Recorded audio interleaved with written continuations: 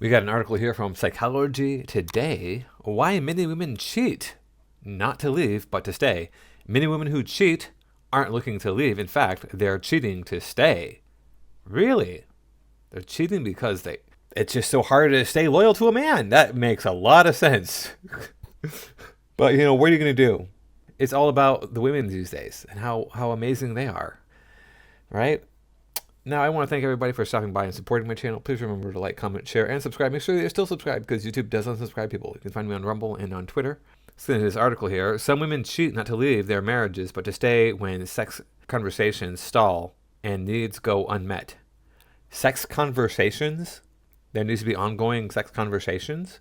You haven't figured out by the time you're married, or at least within the first year of marriage, what needs to happen sexually in your relationship? Okay.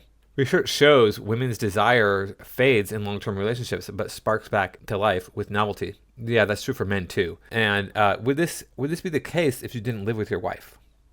Would this be the case if you were the alpha male type? Whose fault is this if it is happening? What are the parameters for this to happen? Really, does it happen to every woman? Because I've heard of some people like the spark stays alive, and I think what it comes down to is a woman has to have a high sex drive in general. That's really what it is. I know that it's going to fall off no matter what in a long-term relationship just because you get used to each other, so it's not as exciting anymore. But does it have to fall off to where a man is not getting his needs met? Because that's what's happening here. This is research shows women's desire fades in long-term relationships, yeah. Who suffers from that? It's the man, because men have a stronger sex drive than women on average. If the man has a lower sex drive, guess what I've seen happen in those relationships? The women cheat because they're not getting their needs met. So what do they call this? A Schrödinger's feminism. So whatever serves the woman, that's what has to happen. Mm-hmm. Many see affairs as an infidelity workaround. That's not the case, because affairs are infidelity. A last resort to stay in their marriage when all else fails. What you should have written here, Alicia Walker, who has a PhD, not in literature, clearly. Infidelity workaround should be like a abandonment workaround.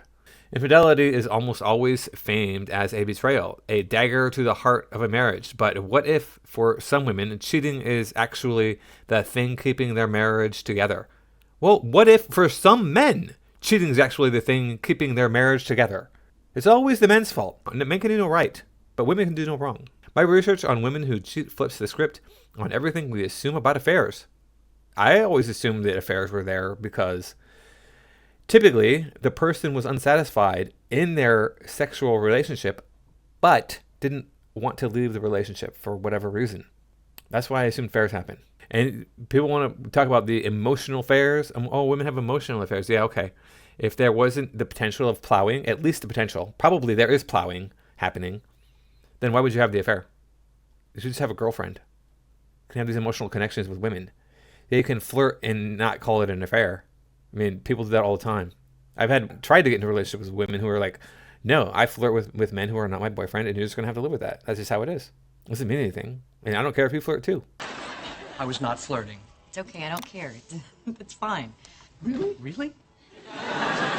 No big deal, I do it all the time. But let's be clear. This is not an endorsement of infidelity. Yes, it is. Cheating is a messy, imperfect solution, a desperate workaround. These women aren't celebrating their affairs, they are making the best of a bad situation, often landing in sexless marriages where conversations about their needs have gone nowhere. The women I interviewed weren't looking for a way out. They loved their spouses, valued their families, and had no interest in blowing up their lives, but they were trapped, feeling frustrated, unfulfilled, and out of options. Okay, what about a man who's feeling frustrated, unfulfilled, and out of options? When he does it, he's a pig, he's a dog, he's the worst human being ever. Rather than torching their marriages, they found a workaround. They avoided a messy, heartbreaking divorce by engaging in a carefully managed, highly strategic affair to meet their needs without losing what they value most. I call it the infidelity workaround. Yeah, because you're an idiot. We already talked about that. Because for them, that's exactly what it was, a way to stay. Okay, I'm not going to get hung up on the semantics because I could be here all day talking about how stupid that phraseology is. Why monogamy feels impossible for some women. Monogamy is impossible for basically every human being. It was socially and legally enforced for centuries. That's the only reason that it worked. Now that we don't do that anymore, everybody's banging everybody. We like to think of monogamy as a gold standard, the default setting for fulfilling relationships. But for many women, it slowly suffocates their sexual desire or leaves them in marriages where sex disappears altogether, whether they want it to or not. The assumption has always been that men have the higher sex drive, but research tells a different story. Studies show that in long-term relationships, it is women's sexual desire that tanks the hardest. Oh, so how is that what the hell? This woman is an idiot. Studies show in long-term relationships, women's sex drive tanks the hardest. Then why do they need to have an affair if they have no sex drive? But not because their libidos are naturally lower. Familiarity, routine, and mental load of managing a household and shifting dynamics all squeeze the air out of their sexual desire. Oh yeah, managing a household is so difficult these days. Sometimes women end up in sexless marriages they never signed up for. They want change, but despite their efforts, nothing shifts. After years of rejection or unmet needs, they start looking for alternatives. Again, so if a man does this, is it okay? If a woman is rejecting her husband, which happens a lot more than the other way around, because men are like, I want to bang. But men can't do this. They're not allowed to. But women, it's okay. They get a pass. How dare you expect anything from women? At the same time, research shows that while the desire for a long-term partner dwindles, women often experience a surge of sexual interest when something new enters the picture. Yeah, it happens for men too. So it's not that they lose interest in sex. It's that their current situation isn't lighting their fire. Really? You don't say. You've been with the same guy for 20 years? You're raising kids still? You have a 9-to-5 job? You see each other every day? You see each other in the bathroom? You see each other changing clothes? You sleep together in the same bed? Wow. That's not going to have an impact on your sex life at all. And sometimes resentment and the sheer exhaustion of carrying the mental and emotional load of a household smothers that flame entirely. Yeah, well, you know what? Sometimes resentment and the sheer exhaustion of working a 9-to-5, or for many men, a 9-to-7, 6 days a week, smothers that flame entirely. Or how about this one? An even better one. Sometimes resentment and the sheer exhaustion of looking at a woman who used to be hot and now is obese and nagging smothers that flame entirely. Or how about you stop making excuses for the woman's drop in libido? And so they start looking for alternatives. But let's be clear, this wasn't about romance. They weren't daydreaming about falling in love with some starry-eyed Romeo. No one was writing love letters or whispering sweet nothings. Sure about that? They weren't looking for connection. They were looking for climaxes. We have things that can cause that to happen for you. You can buy them. There are stores that sell them. You can go to the internet and buy them. Besides, I have it on good authority that women need a man like a fish needs a bicycle. Not validation, not butterflies, not someone to gaze into their eyes and tell them they were beautiful. Just orgasms. Full stop. They weren't searching for Prince Charming. They already had one at home. What they needed was someone to meet a specific unmet need. Nothing more, nothing less. And they weren't naive either. As one woman put it, look, this guy gives me orgasms, but he's not even in the same league as my husband. If my husband didn't have ED, these guys wouldn't stand a chance. Well, does your husband have ED because you're fat and you nag? Because I bet your husband doesn't have ED. I bet he doesn't have it at all. I bet he doesn't even have a little bit of ED. I bet he's just not attracted to you anymore because you're a vile, disgusting piece of garbage. And as far as these affairs are concerned, where they just want to have just unemotional sex, that's what all women think that they want to have until they fall in love. Modern times. Now, I'm going to expose my shame to you. I had a relationship with a woman who was married when I was very young and naive. She wanted a lot more than orgasms, but let me assure you that she was addicted to those orgasms that I was giving her. So yeah, it's not about the sex, but it's all about the sex. And women want the full package. They want the love and the sex. I want that too. A lot of men want that. She wrote me love letters. She fell in love with me before we ever had sex. We would gaze into each other's eyes. Did she leave her husband for me? No. I was a way for her to get what she needed in the bedroom. Better than anyone she'd ever met before. So she was addicted to that. It took a lot for her to finally come to the conclusion that this was not right and that she needed to go back to her husband. And she told me that she was going to leave her husband for me more than once.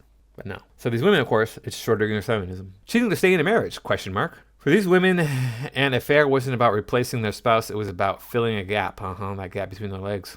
They had tried to communicate their needs, but nothing changed. Rather than stewing in frustration and resentment, they found that an affair allowed them to meet their needs elsewhere, easing tension at home and helping them stay in their marriages. Instead of growing distant or bitter, they felt more patient, engaged, and even affectionate in their day-to-day lives. Yeah, That sounds about right. And I'm not saying that she's wrong, that these women don't plan on staying in their marriages. Obviously they do. They want to have a fulfilling sex life.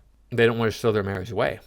But I'm sure, I will bet you money, that if a man on their level came along, because she said it earlier, these men aren't on my level, I'm just getting sex. If a man on her level came along and offered her all the things that she wanted and needed, along with the great sex, she would be gone in a heartbeat. They weren't looking for the one, they were looking for Mr. Now and Then. Love, feelings, emotional entanglements, absolutely not. Are you sure about that? Because women will say one thing and do another all the time. The pragmatism of women's infidelity. Oh, it's so practical. It's such a practical thing for women to be unfaithful. I mean, when a man does it, of course, he's a pig. Can't I just tell her that you're a pig? But when a woman does it, it's perfect. It's always right. Women can never make a mistake. I found that these women designed their affairs with military precision, strict rules, clear boundaries, and zero risk of anyone catching feelings. Yeah, zero risk of anyone catching feelings when you're having sex. Okay, that doesn't happen. But let's talk about another practical move these women made. Not putting all their eggs in one basket. Of course not. You can't get, one Chad?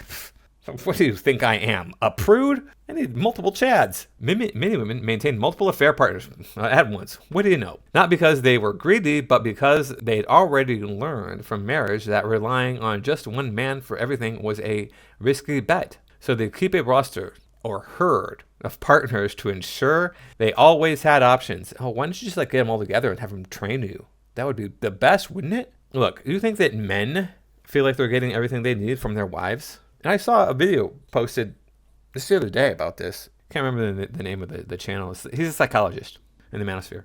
And it said the reason your marriage failed is because you're not enough people. Exactly. You can't meet all your partner's needs. And that's what we expect today. This is what we expected in the past too, but it was a lot easier because you had no option. So you're going to be with this person right here because they're the one available to you. So divorce doesn't happen very easily. One woman put it best. Why would I expect one affair partner to meet all my needs when my husband couldn't? See, so the problem is you, and you admit it right there. It was a backup system, not a romance. They weren't juggling relationships. They were managing logistics. So the thing is you got to find somebody who you are compatible with in the bedroom. And if you can't do that, ladies, then you're going to be frustrated sexually. Same thing with men. You've got to find somebody you're compatible with. It's very important. If you're not, then these affairs happen because people want to have that sexual release. If you're not getting it, you're going to go find it somewhere else. And you can talk until you're blue in the face. If your partner isn't going to be accommodating, because your partner's not going to change her sexual desires or his sexual desires because you ask them to. They might change their activity. They might, you like this? I'll do this for you. Yeah. But are they going to change the amount of times they want to do it? Probably not, unless they have some sort of intervention somehow. They have a spike in testosterone because that's what drives sex. That doesn't happen with age. Usually it drops, right? So good luck. Are we setting ourselves up for failure? Yes. This research forces us to ask some uncomfortable questions about how we approach relationships, starting before we even say I do. Well, I would hope it starts before you say I do. Why aren't we talking about sexual expectations before marriage? We spend months planning a wedding, but often skip the part where we discuss what we need sexually and to stay happy in the long run.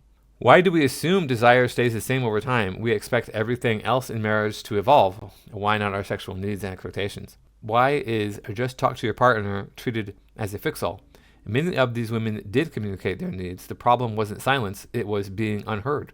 What happens when one partner wants sex and the other doesn't? We rarely ask what realistic options exist when sexual needs go unmet in long-term relationships. Well, if the man wants sex, well, either party, actually, if either one of you wants sex and the other one doesn't, you got a tongue. Figure it out. Maybe women's sexuality is a whole lot more complex and pragmatic than we've been led to believe. These women weren't looking to betray their husbands. They were looking for a way to stay. But when years of unmet needs and unheard conversations pile up, they ask themselves, what realistic choices are left? And they found no real answers. Instead of treating every episode of infidelity as a scandal or moral failing, maybe we should be asking a different question. How can marriages evolve to actually meet both parties' needs before one or the other partner starts looking outside of it to meet their needs? Yeah. Well, like I said, women have these options. They're toys they can get that can solve these problems if they're not getting their needs met every single day or however often they want it. But typically, you just got to find a partner who's going to be able to meet your needs, and you're going to be excited about having them meet your needs over time. If not, then you're going to have problems in your relationship. one of you is not getting your needs met, they're probably going to go find it somewhere else. That's how it works. So women, if you're not at the level of where your man is at for desire, you're either going to have to let him do it when you don't want to, or you're going to have to learn how to use your mouth. It's that simple, because there's no really option. There's no other options for men. I guess they're the snot sleeves now, and whatever those things are. That sounds just nasty to me. Whatever. I don't know what that's all about. And there's the dolls, of course. Those have been around for years. But the only other option is he finds another woman to be with, or to cheat on you with.